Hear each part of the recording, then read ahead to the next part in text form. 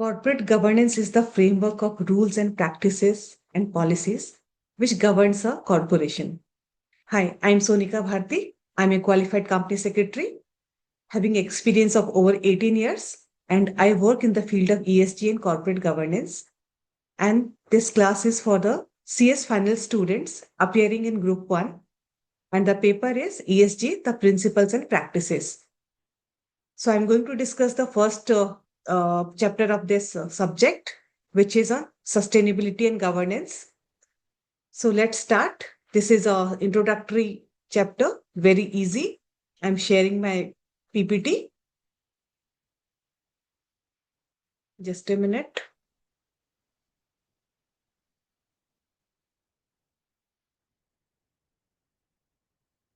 Yeah, this is the PPT.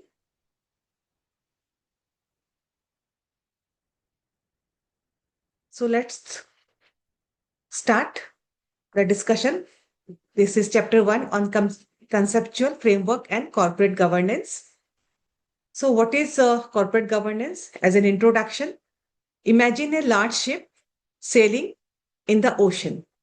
ठीक है, जो वो शिप जा रही है तो उस शिप को स्टीयर करने के लिए देयर इज अ क्रू जिसमें कैप्टन है, skilled, and other staff members are there. But is this sufficient? उस शिप की safety of the passenger, safety of that cargo, उस शिप का रेपुटेशन, उस सबके लिए देयर आर सेपरेट रूल्स कि उन क्रू को ये रूल्स, ये रेगुलेशंस या ये प्रोसेस फॉलो करने हैं जिसपे कि उस क्रू की सेफ्टी एंड रेपुटेशन डिपेंड करती है. This rules, discipline and accountability is known as the corporate governance. The principal systems and practices that keep it on course are what we call corporate governance. So in this chapter, we explain how corporate governance evolved, why it is needed, and how different cultures, including India's ancient ethos, shaped its practices. Now, what is the meaning of corporate governance? So as I discussed, it is a framework of rules. It's a rules, practices, and process by which companies are directed and controlled. Company कहाँ जा रही है, किस direction में जाएगी, and how to control the different affairs. It is determined by the corporate governance. It balances the interest of stakeholders.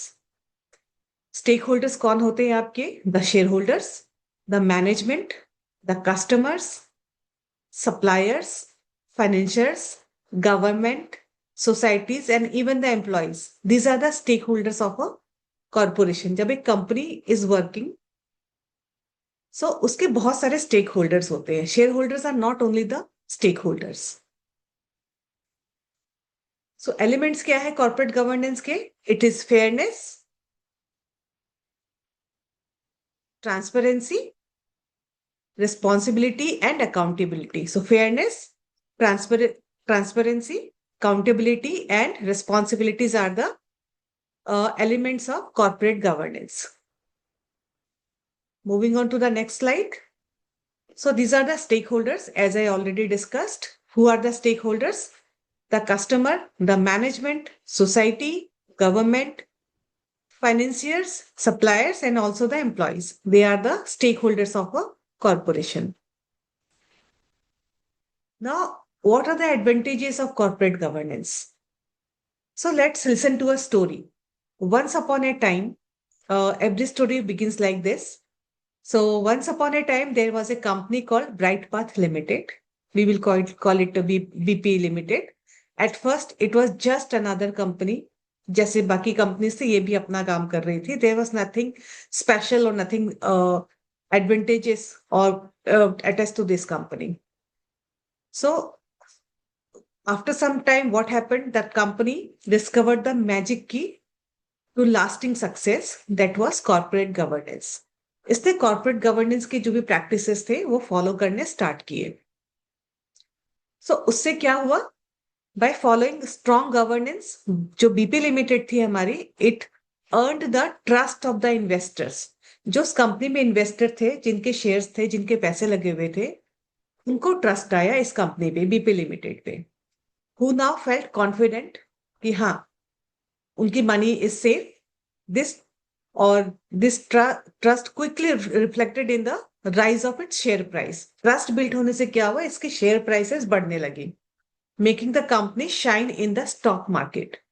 ठीक है, ये पता चला कि इसके प्रिंसिपल्स अच्छे हैं, कॉर्पोरेट गवर्नेंस अच्छी है, एंड इन्वेस्टर का कॉन्फिडेंस, ट्रस्ट बिल्ड हुआ, जिससे उसके मार्केट प्राइस बढ़ गए और शेयर मार्केट में वो company was counted as a good company having ethos with clear goals set in the interest of the shareholders and organization.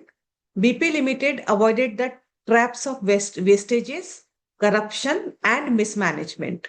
तो जो भी वहां पे वेस्टेजेस थी या मिसमैनेजमेंट था या करप्शन चल रहा था कंपनी में, that was reduced. Instead it focused it's energy on innovation and growth. वो जो भी इसकी वीकनेस थी उसको हटा करके the company focused on growth and new ideas, innovation. Slowly, the company's fair and transparent practices gave it a brand identity. It was a brand name in the company that customers, अब क्या हुआ, brand बनने की वजह से जो customers थे, employ थे या पार्टनर्स थे, they are proud to be associated कि हम इस कंपनी से जुड़े हुए हैं। उनका भी नाम होगा कि हाँ okay, the person is working in that company or the person is giving services in that company, तो इनकी भी reputation was built. Correct. Its management always worked in the best interest of everyone, employees, investors, customers and society at large. Management ने focus करना start किया in the best interest of its stake holders, जिसमें कि society at large भी आती है। So, and because of its strong foundation, जो foundation इसका अच्छा स्ट्रांग बना, because of corporate governance, BP was able to achieve what every company dreamt of. What was that? Long term sustenance and continuous growth. Long term, it's not कि short term कि 2 साल काम किया and उसके बाद company has been closed. It was not like that. It was a long term sustenance, company sustain किया and grow भी किया. So it was achieved by BrightPath Limited. In short, corporate governance was not just a rule book for BrightPath, it was a secret ingredient of its corporate success and contribution to economic growth. Good governance is the golden rule. It builds trust, lifts share value, cuts waste and risk, shapes the strong brand, and ensures long-term growth, driving corporate success and economic progress. So, corporate governance adopt करने पे ब्राइटसन का ने काफी कुछ achieve किया, trust build किया, उसके बाद उसके शेयर मार्केट में उसकी वैल्यू बढ़ी, it made it's brand A visible brand बने, जिसमें कि स्टेक होल्डर्स एसोसिएट होना पसंद कर रहे थे, they it was beneficial for them, and it always worked in the best interest of its stake holders. So corporate governance के advantages इतने सारे थे। So what was the summary, एक बार देख लेते हैं कॉर्पोरेट गवर्नेंस में क्या हुआ। Corporate governance, corporate success and economic growth, maintenance of investor confidence because of trust build हुआ था, positive impact on share price बढ़ गई आपकी, achieve objectives in interest of the shareholders and organization, minimize wastage, corruption, risk and mismanagement, brand formation and development, and management of the organization in the best interest of all, and overall long-term sustenance and growth of the company. So these are the advantages of the corporate governance. So why do we need it? Story of trust. हमें क्यों जरूरत है trust के लिए? So think of a marketplace. एक marketplace है, वहां पे sellers है, buyers है, but if the sellers cheat, buyer lose its faith. अगर सेलर ने इसको चीट करना स्टार्ट किया, बायर के को सामान अच्छे नहीं दिए या वट एवर चीटिंग किया, सो बायर का फेथ चला जाएगा, यार इस मार्केट में तो it's not good, let's go to some other market जहां पर कि हमें फेयर डीलिंग्स मिले, एंड मार्केट कोलैप्सेस, जब बायर चले गए तो मार्केट कोलैप्स हो गया. Similarly in business without governance, investor will not invest, correct? Employee won't stay loyal, and society won't respect the company. Investor invest ही नहीं करेंगे, एम्प्लॉय चले जाएंगे या करप्शन प्रैक्टिसेस में इन्वॉल्व हो जाएंगे, एंड सोसाइटी भी रेस्पेक्ट नहीं करेगी, उसकी ब्रांड ही नहीं बनेगी कि यार ये तो बेकार कंपनी है. गुड कॉर्पोरेट गवर्नेंस इंश्योर्स, क्या इंश्योर करते हैं? Investor trust. First of all, more capital inflow होगा इससे. अगर इन्वेस्टर का ट्रस्ट बनेगा तो कैपिटल फ्लो ज्यादा होगी और भी इन्वेस्टर्स इसमें पैसे डालेंगे कि हमारे money is safe. Better decision making, higher performance and protection against fraud scandals, जिससे कि इससे प्रोटेक्शन मिलेगी कि जिसमें फ्रॉड ना हो, स्कैंडल्स ना हो कंपनी में. इससे क्या होगा? Company would become stable. It gives stability to the company. Next, need for corporate governance, why it is needed. इसको एक बार देख लेते हैं. So once upon a time, another story. Once upon a time, there was a company called Novatech Limited, a fast growing firm. अच्छी company थी, fast grow थी. It had big dreams कि हमें बहुत कुछ करना है, बहुत आगे बढ़ना है, हमें अपने सेल्स को काफी यहां तक लेके जाना है. बट विदाउट स्ट्रॉन्ग गवर्नेंस, वहां पे कॉर्पोरेट गवर्नेंस स्ट्रॉन्ग नहीं थी. It faced poor decisions. Corporate governance नहीं थी तो डिसीजंस पुअर हुए. Board was not that effective. Short term thinking था कि चलो अभी ये कर लेते हैं, बाद में देखेंगे. एंड लीडरशिप गैप था. एक लीडर चला गया तो there was nobody to steer that company. क्योंकि suppose there was one VP और सीईओ, अगर वो छोड़ के चले गए तो वहां पे फिर there was nobody to take decisions. कोई था ही नहीं दूसरा उसकी, वो लीडरशिप की वो सीढ़ी थी ही नहीं. That's when it turn to corporate governance. जब ये उन्होंने फेस किया तो they turn to corporate governance, the compass for long term success. इससे क्या हुआ? जब उन्होंने दे फेल्ट कि there is a need of good corporate governance. So what are the things जो कि उससे हुआ? What was the result? A improved corporate performance. इनका परफॉर्मेंस बेटर हो गया because of better decisions, planning for the future and smooth succession of senior management. Be enhance investor trust. Investor का trust build हुआ कि their money is safe, and transparency and direction की वजह से उनका trust build हुआ. With strong governance in practice, Novatech became a trusted name beyond its borders. Basically, brand building हुई इनकी. Better access to global market. जब इसकी brand building हुई, इसका name beyond the borders गया तो global market में access हुआ. International partners welcomed them. उन्होंने भी invest करना start किया. They came with the joint venture or whatever proposals, and they started having business with them. Easy finance from institutions. जो financial institutions होती है, they do their due diligence. जब उनको लगा कि नहीं everything is okay, so they were happy to lend money, because उनका काम होता है पैसे देना एंड अर्न करना, एंड पैसे सेफ रखना is also their responsibility. Combating corruption, clear policies reduced leakage, dishonesty and wastage. Policy clear थी, लोगों को पता था कि आई कांट डू डिसऑनेस्टी, उसे मिसमैनेज और वेस्टेज कम हुआ. When the crisis hit the industry, क्योंकि मार्केट है, कभी कुछ ना कुछ प्रॉब्लम्स आती रहती है. Novatek stood strong while others faltered. इन्होंने डिफॉल्ट नहीं किया, इनका सब कुछ बहुत अच्छा चला. Reduced risk at crisis and scandals. Governance acted as a safety shield. Enhancing enterprise valuation. इन सब से क्या हुआ? जब सब कुछ अच्छा था, कॉर्पोरेशन का कॉर्पोरेट गवर्नेंस इसका अच्छा था, डिसीजन मेकिंग अच्छा था, हाई परफॉर्मेंस था, देयर वाज नो वेस्टेज, तो इनके एंटरप्राइज की वैल्यूएशन भी इंक्रीज हो गई. The companies market worth grew steadily. Market value इसकी इंक्रीज होती गई. Accountability, management was answerable. ये नहीं कि अगर कुछ भी डिसीजन लिया है क्यों लिया गया, what was the process behind this. ऐसा नहीं कि अब कोई भी डिसीजन इन्होंने ले लिया। ensuring fairness at every level.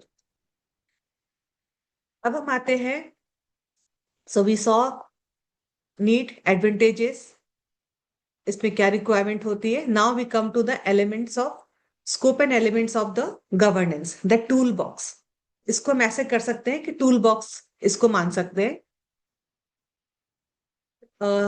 अगर आप कोई प्रॉब्लम होती है, आपके यहाँ कुछ सामान बिगड़ जाता है, तो there is a tool box जिससे कि उसको ठीक किया जाता है। So like a tool box that helps fix problems, governance has its own tool box. इन गवर्नेंस के लिए अपने टूल बॉक्स होते हैं कि इन चीजों को यूज करके, या ये एलिमेंट्स होंगे मेरे पास, तो माय कॉर्पोरेट गवर्नेंस प्रोसेस ठीक से चलेगा। These are like the nuts and bolts that hold the corporate structure together. Correct? So my first tool is board of directors. Board of directors का रोल आपको पता होगा। बीइंग ए सीएस स्टूडेंट आपको पता है, it steers the company. Company के सारे decisions लेना, day to day operations, process बनाना, पॉलिसीज बनाना, प्रैक्टिसेस को इम्प्लीमेंट करना, these are the responsibilities of board of directors. Board of directors में there should be independent directors. Independent directors में मतलब they are not the employees of the company, they are not the CEO और CFO of the company, because फिर उनका they would not be biased. इसलिए board में होते independent directors जो कि न्यूट्रल वॉइसेस होते हैं, प्रिवेंटिंग बायस। कि ये नहीं कि कोई अपने फेवर में ले ले, ऐसा ना कि सीईओ है तो वो अपनी सैलरी बढ़ा ले। It's like that. तो इंडिपेंडेंट डायरेक्टर विल से नहीं, आप इतना नहीं बढ़ा सकते अपने, साथ में आप अपने एम्प्लॉयज का भी बढ़ाइए, या इसमें ये आपकी लीकेज है, ये फाइनेंशियल प्रॉब्लम है, इसको आप फिक्स करिए पहले। ठीक है। थर्ड हम देखते हैं transparency and accountability, no hidden dealings. जो भी डीलिंग्स है बोर्ड के पास फेयरली आता है, दे नो किसके साथ पार्टनरशिप करनी है, या क्या एग्रीमेंट्स होने हैं, क्या टर्म्स होने हैं।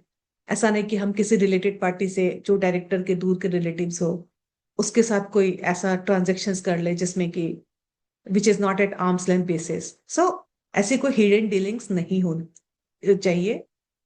Fourth is my risk management. Risk management committees होती है, रिस्क मैनेजमेंट पॉलिसी होती है जो कि आइडेंटिफाई करती है and prepare for the threats. अगर कोई कॉरपोरेशन काम कर रहा है, उसमें बहुत सारे थ्रेट्स होते हैं, बहुत सारे रिस्क होते हैं कि इसमें क्या ऑपरेशनल रिस्क क्या आ सकती है, मेरी मेरी फाइनेंशियल रिस्क क्या आ सकती है, मेरी टेक्नोलॉजी रिस्क क्या आ सकती है। तो वो बंदे या वो बोर्ड ऑफ या whosoever is in charge, they identify those risk from time to time. उसको इवेल्युएट करते हैं कितना ये रिस्की है मेरी कंपनी के लिए, एंड उसको मिटिगेट करते हैं कि उसको कैसे रिस्क को खत्म करें, कैसे मिटिगेट करें।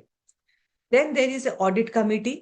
देर are other committees also, but audit committee is one of the committees. वो मॉनिटर करती है कंप्लायंस एंड फाइनेंशियल इंटीग्रिटी, कि मेरी कंप्लायंस इज कंप्लीट एंड मेरी financial integrity is intact, it is maintained. So these are my tools for the corporate governance, which is the। अब हम आते हैं foundation of good governance. Foundation क्या है corporate governance के लिए? जैसे इस पिक्चर में लिखा, there should be strong base, the foundation should be very strong. तो फाउंडेशन में हम आते हैं, फिर से हम एक स्टोरी लेते हैं। Once upon a time, company called Ethica corporation set up to grow responsibly. तो there was a company called Ethica corporation. उन्होंने डिसाइड किया कि दे विल ग्रो, रिस्पॉन्सिबिलिटी के साथ दे विल ग्रो। सो उसके लिए क्या चाहिए उनको? सबसे पहले उन्होंने सोचा हमारा स्ट्रॉन्ग बेस हो। So started with the strong board. हमारा बेस मतलब स्ट्रॉन्ग बोर्ड। सो बोर्ड को कैसे मैनेज किया जाए, बोर्ड को कैसे स्ट्रॉन्ग बनाया जाए, उसके लिए दे टुक अप सम स्टेप्स, जिसमें पहला स्टेप था rules and power of the board.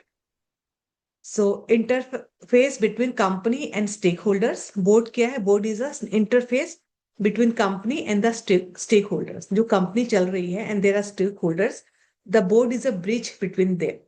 क्योंकि कोई कस्टमर आकर के कंपनी से बात नहीं करता, they will come through board of directors. So it is a interface between company and stakeholders, take important decisions, जो भी इंपॉर्टेंट डिसीजन है वो बोर्ड लेती है। Beyond financial optimization, prioritize the social and environmental priorities.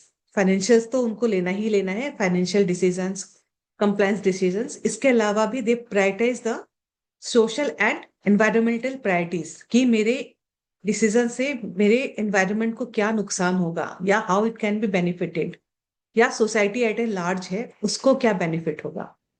Clear role and authority, हर director की role was clear and authority was clear. Accountability of board. Board is accountable for its decision. Board ने जो भी decision लिया है it has to be accountable, भैया आपने ऐसा क्यों किया। नेक्स्ट, स्ट्रॉन्ग बोर्ड का नेक्स्ट आता है legislation. Legislation means abiding by the laws. Court में जो भी है as per the law they have take, they are acting by the policies build credibility. So abiding by law, policies build credibility, should be clear and unambiguous. जो आपकी policies है या law है या जो भी है, इट शुड बी अनएम्बिगुअस, कि देयर शुड बी क्लियर किसको क्या करना है, क्या लॉ हमको फॉलो करना है, क्या हमारी पॉलिसी है। So management environment, third is ethical culture shaped decisions, clear objectives and ethical framework, sound business planning, risk assessment, right set of people with right skill. It is very important कि जो आपने appoint किए हैं उनकी skill set is right. Code of conduct, company की अपनी code of conduct बनती है जिसमें कि हर एम्प्लॉय, हर स्टेक होल्डर को फॉलो करना होता है। They should work as per the code of conduct. Performance evaluation measures, कि किस एम्प्लॉय ने, किस बोर्ड ने कितना काम किया, कैसे काम किया, उनका performance evolution is very very important. Recognition of the individual and group contribution, किसी एम्प्लॉय ने, किसी इंडिविजुअल ने बहुत अच्छा काम किया है या किसी टीम ने बहुत अच्छा काम किया है तो it should be recognized. Fourth हम आते हैं बोर्ड स्किल। बोर्ड के पास क्या स्किल है, क्योंकि बोर्ड में जो भी मेंबर्स है they should be highly skilled, of diverse, they should have diverse expertise, ensure quality leadership. तो उसमें डाइवर्स स्किल कहाँ से आएगा, जब हम बोर्ड में अलग अलग एरियाज के एक्सपर्ट्स लेके आएंगे। First is my operational technical skill is very important. Company जो काम कर रही है, they should B A member on the board, उनको सब पता हो कि ये कैसे ऑपरेशन हो रहा है या मेरा बिजनेस क्या है, उनकी वो टेक्निकल स्किल होनी चाहिए। Then there should be a board member having financial skill, other is legal skill and one is governance and regulatory skills. So ये सारे स्किल्स बोर्ड के पास मिनिमम है जो होनी चाहिए, operational and technical, financial, legal and governance and regulatory skill. अब हम आते हैं बोर्ड अपॉइंटमेंट्स। बोर्ड का अपॉइंटमेंट, बोर्ड ऑफ मेंबर्स को कैसे अपॉइंट करें। The process should be transparent, selection added fairness. Fairness ऐसा नहीं कि किसी ने अपने रिलेटिव्स को बोला कि मेरे वो रिलेटिव्स है उसको बोर्ड में डाल दो, नहीं, the process should be very very transparent and fair. Comply with statutory requirement, जो भी हमारी कंपनीज एक्ट की प्रोसेस है, DI-12 फाइल करना, अपॉइंटमेंट लेटर देना, वो सारा स्टैट्यूट रिक्वायरमेंट हम फॉलो करेंगे।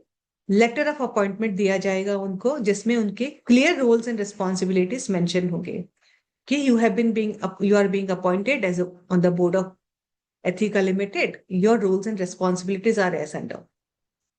प्रॉपर ओरिएंटेशन प्रोग्राम देना जरूरी है। अगर कोई नया बंदा बाहर से ज्वाइन कर रहा है तो उनको ओरिएंटेशन करवाना, उस कंपनी के बारे में बताना, उस कंपनी का स्ट्रक्चर क्या है, उसका ऑपरेशंस क्या है, how the operation is being done, financials के क्या क्या एस्पेक्ट्स है, वो सारा उसको उनको बताया जाता है। जैसे कि एक एम्प्लॉय हैंडबुक भी होता है, that is on the process and all. So वो सारी चीज को हम कहते हैं ओरिएंटेशन प्रोग्राम। तो बोर्ड मेंबर्स के लिए भी प्रॉपर ओरिएंटेशन प्रोग्राम होना चाहिए। नेक्स्ट हम आते हैं स्ट्रॉन्ग वॉल्स। स्ट्रॉन्ग हमने बेस बना लिया, अब हम इसके वॉल्स को स्ट्रॉन्ग करेंगे। इमेजिन करिए कॉर्पोरेट इज अ स्ट्रक्चर, तो हमारा स्ट्रॉन्ग हमने बोर्ड बना दिया, प्रोसेस हमने स्ट्रॉन्ग बनाए। नाउ हम इसके वॉल्स को स्ट्रॉन्ग बनाएंगे, वो देखते कैसे करें। So first is board induction and training, जो बोर्ड है आपका, जो बेस है बोर्ड ऑफ डायरेक्टर्स, उनके मेंबर्स को आप board induction and training proper करवाएंगे. Every new director to be prepared to lead. जो भी डायरेक्टर्स है, they should be leaders, they should be prepared to lead the organisation. And companies business strategy and challenges being faced, जो भी challenge है उसको mitigate करेंगे. And training, उनकी training भी जरूरी है. Board independence, we will ensure कि बोर्ड मेरा इंडिपेंडेंट है, free from undue influences the board state objective, sufficient number of independent directors on the board, no conflict of interest. This is very, very important. Next is my board meetings. There should be regular, well structured board meetings to keep the progress on track. Directors to develop sufficient time for board meetings. Directors के पास proper time होना चाहिए to attend and deliberate in the board meetings. Attending board meetings, preparing thoroughly increases value and quality. अगर prepared होके आएंगे, सारा पढ़ के आएंगे, तो discussion में they will add their values. तो इसके लिए proper agenda and papers and materials to be circulated well in advance. So agenda and papers and materials हमको board of directors को well in advance circulate करता है. That is why in SS1 हम देखते हैं तो agenda and notice period is 7 days before the board meeting, कि आप 7 days की notice तो दो, so that they can find time and they will read the agenda and they will give their inputs also. So in this way, board meetings would be effective. It's not a routine ki हाँ चलो resolutions डाला है, pass कर दिया, नहीं. They will discuss. The idea is that they will come prepared.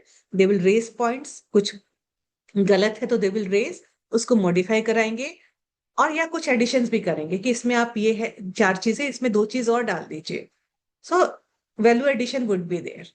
Code of conduct, next point. Integrity became the DNA of the organization. Integrity is very, very important. Ethical practices and code of conduct to be well communicated and should be clearly understood and practiced. Periodic evaluation and measure to recognize adherence of the code of conduct. So adhering to the code of conduct makes your wall strong. Setting directions and responsibilities. Ethica new governance wasn't only about compliance. It was about vision. Now we come to the roof. The roof of purpose and responsibility. कि long term मेरा vision क्या है, कि हम आगे 10 years down the line या 5 years down the line मेरी company कहाँ जाएगी. That is your vision and scope, जो कि आपकी रूफ है, छत. सो इसके लिए क्या था, strategy setting. The board crafted a long term road map कि हम आगे क्या करेंगे. Objective and global goal to be drafted clearly. Company का ऑब्जेक्टिव क्या है, गोल्स क्या है, उसको हमने क्लियरली ड्राफ्ट किया. Annual business plan, achievable performance targets and milestones. So क्या क्या किया हमने, स्ट्रेटेजी सेटिंग में क्या क्या किया हमने. Board crafted long term road map जिसमें ऑब्जेक्टिव एंड गोल्स को ड्राफ्ट किया. एनुअल बिजनेस प्लान बनाया हमने. Achievable performance target and milestones create किया. ये हमारी स्ट्रेटेजी सेटिंग थी. नेक्स्ट उन्होंने क्या किया, business and community obligations. Business and community के लिए क्या ऑब्लिगेशंस है हमारी. Growth balanced with social responsibility. ये नहीं कि हमने बहुत सारी मैन्युफैक्चरिंग स्टार्ट कर दी, बहुत पोल्यूशन कर दिया, चीप सोर्सेज यूज किए, एनवायरनमेंट खराब होता है वो में हमारी तो बन रही है ना. या सोसाइटी को के लिए हमने स्ट्रॉन्ग लेबर लॉज नहीं बनाए, जो हमारे एम्प्लॉय काम कर रहे हैं उनके वेलफेयर के लिए कुछ नहीं किया. So it was not there. हमको रिस्पॉन्सिबिलिटी के साथ ग्रो करना था, तो इसलिए हमने क्या किया, बोर्ड अप्रूव्ड CSR प्लान बनाया, और हमने सोशल रिस्पॉन्सिबिलिटी के साथ को हमने प्रॉपर डॉक्यूमेंट किया कि हमें सोसाइटी को क्या गिव बैक करना है, एनवायरनमेंट के लिए हमें क्या करना है. सो दैट, क्योंकि कॉर्पोरेशन की भी रिस्पॉन्सिबिलिटी है your society and the environment. Now business and community obligation ये हम डिस्कस कर चुके हैं. आते हैं हम financial and operational reporting. Reporting is very, very important. So monitoring and non-monetary reports for monitoring should be comprehensive. जो आपकी मॉनिटरी रिपोर्ट भी होनी चाहिए, नॉन मॉनिटरी भी होनी चाहिए, एंड रिपोर्ट्स आपकी कॉम्प्रिहेंसिव होनी चाहिए कि उसमें सारी चीजें प्रॉपर ढंग से हो, सो दैट कोई भी उसको पढ़े तो they will come to know कि क्या चीजें हो रही है मेरी। मॉनिटरिंग एंड सेफ गार्डिंग, तो हमने बिल्ड कर लिया, हमने अपना स्ट्रक्चर, स्ट्रॉन्ग बेस बनाया, स्ट्रॉन्ग वॉल्स बनाए, इसके रूफ भी बहुत अच्छा बना लिया। Now it is safeguarding, हम उसको सेफ कैसे करें। ठीक है, सो उसके लिए क्या है, मॉनिटरिंग बोर्ड परफॉर्मेंस, बोर्ड कैसा परफॉर्म कर रही है उसको मॉनिटर करने का there should be a process. Accountability at the top, combined and individual performance evaluation.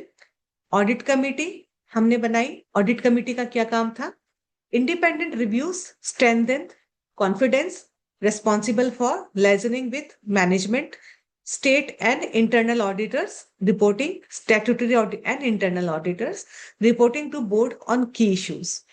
Audit committee का काम था कि उन्होंने इंडिपेंडेंट रिव्यूज दिया, उन्होंने they were liaisoning with the management, statutory auditors and internal auditors, and reporting to board on key issues. Audit committee को लगा कि यार ये चीजें कीज है, ये सब प्रॉब्लम एरियाज है, या इस पे हम बेटर काम कर सकते हैं, तो ऑडिट कमेटी का ने वो पॉइंट्स बोर्ड के सामने रखे।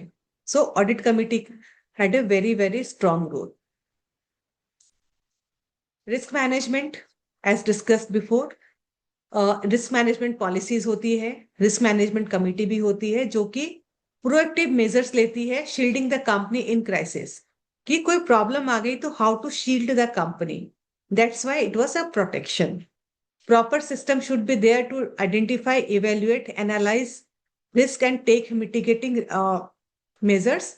Companies to have risk management plans.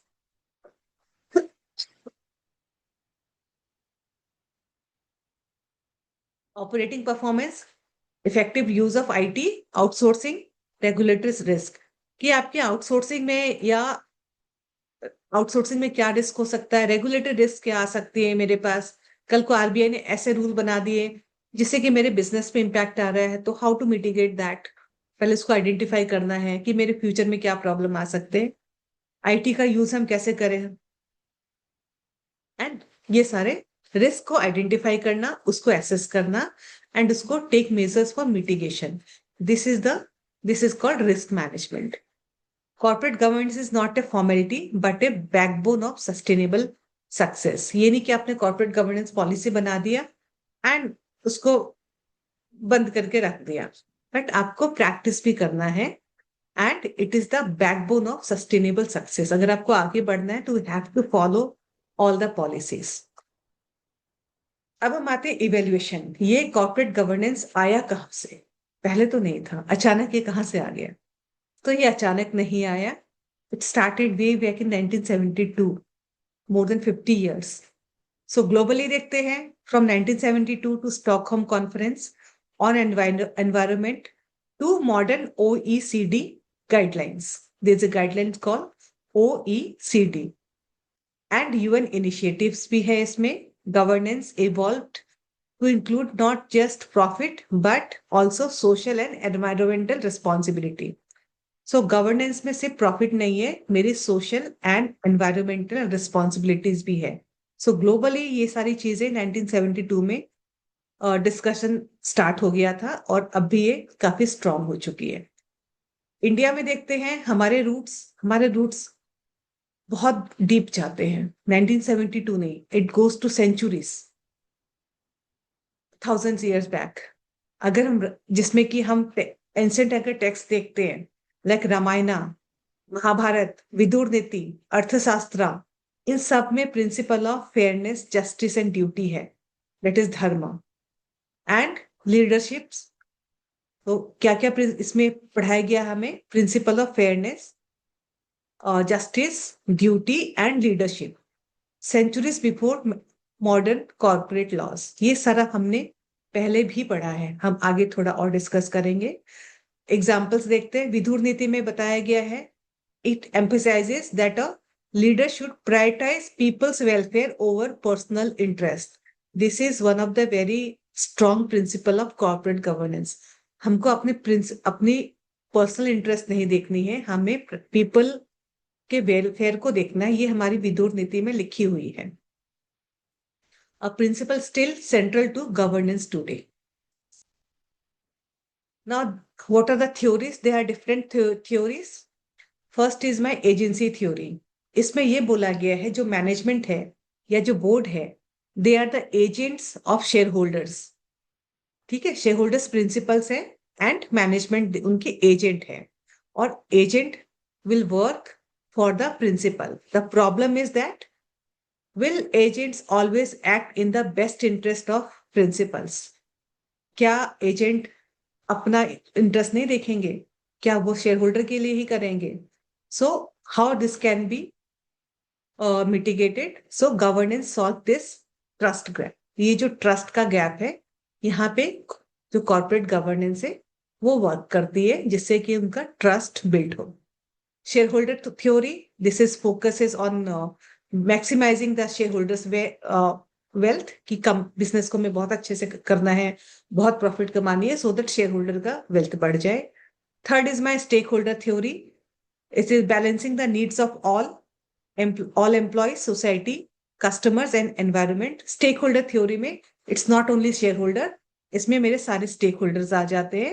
And one of the policies में triple bottom policies, जिसको बोलते हैं ट्रिपल बॉटम लाइन। जिसमें ट्रिपल बॉटम में आते हैं प्रॉफिट, पीपल एंड प्लैनेट, इन सबके वेलफेयर के लिए देखा जाता है।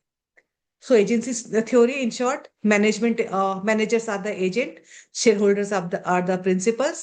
The question is, will agents act in the best interest of principals? Governance is the trust gap. Shareholders theory focuses on maximizing the shareholders' wealth. Stakeholders theory, balancing the needs of all employees, society, customer and environment. Triple bottom line, profit, planet, people. Now coming to corporate governance in practice, India's modern path. Ancient तो हमने देख लिया था, अब India के modern path क्या है? So as you know, 1990 में हमारी इकोनॉमिक रिफॉर्म स्टार्ट हुई थी, bought the need of strong corporate governance in India. 90 से पहले सब कुछ रेगुलेटेड थी बहुत ज्यादा, बट 90 में इसको लिबरलाइज किया। जब हमारी लिबरलाइजेशन पॉलिसी आई थी, उससे क्या हुआ, बहुत सारे कॉर्पोरेट ग्रो हुए and they started doing business, but there was no corporate governance. उनको समझ में नहीं आ रहा था कि क्या करें। सो जिसको जैसे मन हो रहा था, या there was no strong principles, वो अपने हिसाब से अनएथिकल भी होते थे, एथिकल भी होते थे, वो अपने काम कर रहे थे। तो when it was felt to have a strong governance, कि नहीं, कॉर्पोरेशन को हमने पावर दिया है टू डू द बिजनेस, तो इनको रेगुलेटेड भी खुद को ही करना होगा, इनको अपने आप को स्ट्रॉन्ग बनाना होगा।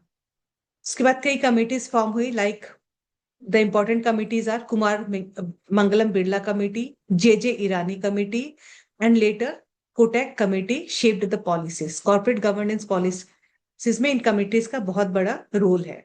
कौन कौन से थे? Kumar Mangalam Birla committee, J.J. Irani committee and Kotak committee. So they shape the India's corporate governance policies. फिर हमारे आई SEBI, securities and exchange board of India, उन्होंने इंट्रोड्यूस किया regulations on disclosure, board independence and investor protection. So recent frameworks include national guidelines on responsible business conduct 2019 and business responsibility reporting, जिसको हम BRSR reporting कहते हैं। Lessons from Indian ethos क्या क्या है? रामायण हमें क्या बताती है? Lord Ram as a model of ethical leadership, he was always ethical, he always followed his dharma, which is a sort of corporate governance. Second is Bhagavad Gita, Krishna teaching detachment, fearlessness and duty. Third is माई अर्थशास्त्र, जो कि कौटिल्य ने लिखा था। उन्होंने कहा था कौटिल्य's practical advice on strategy, taxation and administration. These timeless principles still guide modern board and CEOs. Shanti Parva, this is a book on peace, Raj Dharma, Apart Dharma, Moksha Dharma, and our Vidur Nethi. India's scriptures, Ramayana, Lord Rama as a model of ethical leadership, Krishna teaching detachment, fearlessness and duty. Kautilya का अर्थशास्त्र में क्या बताता है? Practical advice on strategy, taxation and administration. These timeless principles still guide modern board and the CEOs. Roots of corporate governance in India context. अब हम legal में आ जाते हैं. कॉर्पोरेट हमारा कब था? 2013 में कंपनीज एक्ट था, जिसमें कि corporate governance and everything is in detail. Board of directors, उनके rules and responsibilities, CSR, those things are there in my companies act 2013. 2015 में हम आते हैं सेबी की LODR रेगुलेशंस, listing obligation and disclosure requirement, जिसमें उन्होंने इंडिपेंडेंट डायरेक्टर्स उन सबको काफी डिटेल में बताया है. नेक्स्ट हम आते हैं इंटरनेशनल, थोड़ा सा प्रैक्टिस देखते हैं. इंटरनेशनल प्रैक्टिस में one is SOX Sarbanes Oxley act, ये यूएस का है. Then UK corporate governance code 2018, King's report South Africa 2016, OECD organization for economic corporation and development, new code of corporate governance Singapore 2018. These are the important codes. और भी बहुत सारे हैं book में, but these are some of the important codes. The Sarbanes Oxley act, थोड़ा सा हम इसके प्रिंसिपल्स देखते हैं क्या है. Fundamental changes in every aspect of corporate governance, इसके ब्रॉड प्रिंसिपल्स है. ऑडिटर्स इंडिपेंडेंस ये लेके आए थे. ऑडिटर मेरा बिल्कुल इंडिपेंडेंट होना चाहिए. हमारे कंपनीज एक्ट में भी है कि ऑडिटर का कंपनी के साथ कोई बिजनेस ना हो, उसमें उसके 2% से ज्यादा स्टेक ना हो, something like that. Conflict of interest नहीं होना चाहिए बोर्ड में and with the operations of the company. Corporate responsibility should be there. Enhanced financial disclosure काफी large किया गया, enhance किया गया. Severe penalty for willful default by manager and the auditors. अगर कोई willful default करता है तो there is a scope of severe penalties. UK Code of Conduct हम देखते हैं 2018. FRC Finance Reporting Councils 2018, UK Corporate Governance Code 2018 code on 16 July 2018, along with revised guidelines on board effectiveness. Applicability किस पे है? All companies with premium listing incorporated in UK और outside. So कोई भी listing जिसकी premium हुई है UK में, चाहे उसका country of incorporation out of UK ही क्यों ना हो, these codes are applicable on them. Main principles: board leadership and company purpose, division of responsibilities, composition, succession and evaluation, audit risk and internal control, remuneration. So these are the main principles of UK Corporate Governance Code 2018. अब हम आते हैं Kings report South Africa 2016. इसका approach है apply and explain, कि आप rules को apply करिए और उसको एक्सप्लेन भी करिए कि आपने कैसे अप्लाई किया है, क्यों अप्लाई किया है. इसके प्रिंसिपल्स है leadership, ethics and corporate citizenship, strategy, performance and reporting, governing structures and delegation, governance functions, area, stakeholders relationship. अब हम आते हैं OECD.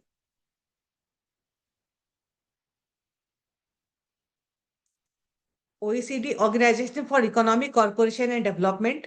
OECD Council adopted the principle on 8th of July 2015 and was endorsed as joint G20 OECD principles and submitted G20 leadership summit in November 2015.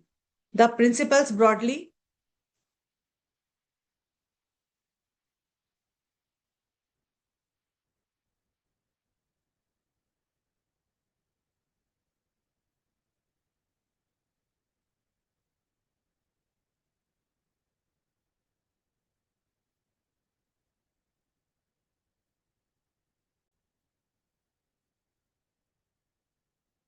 So, अगर हम OECD principles देखते हैं तो basically they are described for ensuring the basis of an effective corporate governance framework, the rights of equitable treatment of shareholders and key ownership functions, sound corporate governance for institutional investors, stock market and other intermediaries, the role of stakeholders in corporate governance, disclosure and transparency, the responsibilities of the board.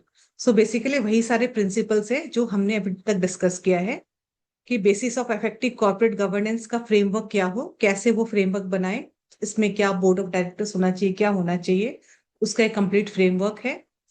Rights and equitable treatment of share holders and key ownership function. Sound corporate governance for institutional investors, जो investors invest कर रहे हैं उनके लिए क्या, उनको corporate governance उनको क्या दिखाई हम, या क्या होना चाहिए. Stock market and other intermediaries के साथ. The role of stakeholders in corporate governance, जो स्टेक होल्डर्स है जो डील करते हैं उनके क्या रूल्स हो. डिस्क्लोजर एंड ट्रांसपेरेंसी पे उन्होंने बहुत फोकस किया है. And responsibilities of the board, कि बोर्ड की क्या रिस्पॉन्सिबिलिटीज है, उनकी क्या ड्यूटीज है. अब हम देखते हैं सिंगापुर. ये न्यू कोड है, new code of corporate governance Singapore 2018. इनका प्रिंसिपल है एप्लीकेबल ऑन द, इट्स पहले हम देखते हैं एप्लीकेबिलिटी किस पे होती है. It is on the listed companies on Singapore and it is on the comply और एक्सप्लेन बेसिस. या तो आप कंप्लाई करिए या आप एक्सप्लेन करिए कि आप पे ये क्यों एप्लीकेबल नहीं है, या आपको इसकी जरूरत क्यों नहीं है. So the main principles of corporate governance, इसको थोड़ा ठीक से देखते हैं. Board is responsible for long term sustainability of company. Board composition to have independence and diversity, clear division of responsibility between leadership and board and management. One person does not have decision making authority. ये नहीं कि एक ही person is the owner or CEO and he is taking all the decisions. Formal and transparent process for appointment of directors. Formal policy on executive and directors remuneration. एक हमारी वो होती है remuneration committee भी होती है. सो उनके लिए प्रॉपर पॉलिसीज होती है कि इनका रेम्यूनरेशन कैसे हो, कैसे उनको इंक्रीमेंट दिया जाए, या कैसे क्या क्या फैसिलिटीज दी जाए. Appropriate risk management by board. Board का रिस्क मैनेजमेंट जो हमने पहले डिस्कस किया है, और रिस्क मैनेजमेंट बाय बोर्ड भी है. नाउ की टेकअवेज अगर हम देखते हैं तो corporate governance is about trust, fairness, transparency and accountability. So हमने ये पहले डिस्कस किया था, fairness, transparency, trust and accountability. It protects stakeholders, builds investors confidence and ensure long term survival. So पहला था हमारा ये, builds investor का confidence and ensures long term survival. India's governance values are deeply rooted in ancient wisdom as well as modern global practices. The future of governance lies in integrating ethics, environment, and social responsibility with profit making. So these are my key takeaways. Mind map. This is a mind map has been made. मैं आपको बना के दिखाती हूँ. So that जो आपका one day का preparation है ना before the exam, it will help in that. So let's draw a mind map.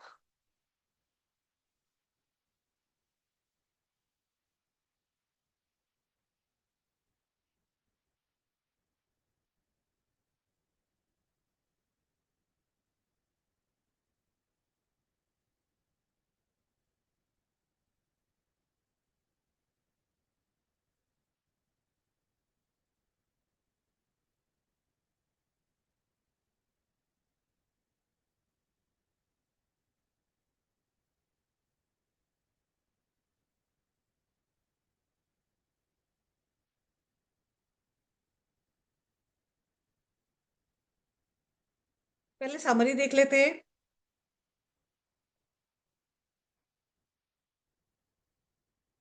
Summary concept note. This is important for your last minute revision. So first was my introduction, setting the scene. इसमें आपका वो ship था जो कि stair कर रही थी, जो इसके स्ट्रॉन्ग वैल्यूज थे, जो इसके पॉलिसीज थे, रूल्स थे, उनको फॉलो किया था. That was my corporate governance. Second was my meaning of corporate governance, क्या थी हमारी कॉर्पोरेट गवर्नेंस, क्या होती है गुड कॉर्पोरेट गवर्नेंस. थर्ड था मेरा why do we need it, corporate governance हमें क्यों चाहिए, जिसमें कि हमें इन्वेस्टर का ट्रस्ट हमने बिल्ड किया था मार्केट प्लेस में. Fourth is my scope and elements of governance, the toolbox, इसमें हमारे क्या क्या थे? गवर्नेंस के toolbox, board of directors, independent directors, audit committees and all. Fifth was my evolution of the corporate governance, कैसे evolve हुआ था, इसमें क्या क्या थ्योरीज थे? My agency theory, shareholders theory, stakeholders theory and triple bottom theory. Then मेरे थे theories of corporate governance, जिसमें थी मेरी agency theory, shareholders theory, stakeholders theory and triple bottom theory, profit, people and planet. Seventh मेरे थे corporate governance in practice, India modern pass in India क्या है मेरी? फैमिली डोमिनेंस, कोई family business है तो कॉर्पोरेट गवर्नेंस का employ होना मुश्किल हो जाता है। वीक एनफोर्समेंट, बना तो लेते हैं हम थ्योरी बट एनफोर्समेंट इसकी वीक है। रिलेटेड पार्टी मिसयूज बहुत हो सकता है हमारे यहाँ। फेक इंडिपेंडेंस ऑफ डायरेक्टर्स, बताया जाता है कि इंडिपेंडेंट है बट एक्चुअली वो फेक, वो इंडिपेंडेंट होते नहीं है। अब मॉडर्न में देखते हैं OECD प्रिंसिपल्स 2015, इसमें हमें बताया गया है effective framework, rights of share holders, equitable treatment, stake holders transparency, board responsibility. Then मेरे आते हैं Sarbanes Oxley act US, effective framework के बारे में है इसमें। OECD, sorry, CEO CFO certify accounts, whistle blower protection उसमें बताया गया है एंड स्ट्रिक्ट पेनल्टीज आते हैं। Independent directors, watchdogs, independent directors आए हैं हमारे बोर्ड में, they are the watchdogs, protect minorities, chair committees and ensure fairness. Then my triple bottom line जो हम पहले कर रहे थे, एंड चैलेंजेस इन इंडिया वो हमने देखा, and monitoring share holders class action suit, section 245 companies act है इसमें, सेबी LODR। सो ये सारे मेरे मेन पॉइंट्स है about the corporate governance. This is my mind map. इसको अगर आप देखेंगे तो कॉर्पोरेट गवर्नेंस के बारे में है, इसमें मीनिंग है, then your advantages, then your needs, elements, theories, evolution, Indian ethos, international. So ये कॉर्पोरेट गवर्नेंस के ये माइंड मैप है जिसमें कि आपको at one place you will get this, and exam से पहले these are very very beneficial. So that's all about corporate first chapter on. I'm stop sharing. Yeah, that's about all the first chapter, which is your sustainability and governance. It will help you to prepare for the exams. If you need any of the notes or this PPT, you can write yes in the comment box and write to me on my email ID sonika.bharti@gmail.com. It's sonika.bharati@gmail.com. sonika.bharti@gmail.com. You can write to me. I will, if you have any questions, any doubts, you can contact me directly. You can write to my email and write my phone number. It's 9891 799 721. 9891 799 721. So see you in my next video for taking up second chapter of Environment, Social and Governance, ESG Principles and Practice, which is paper 1, group 1 CS final exams. Thank you very much.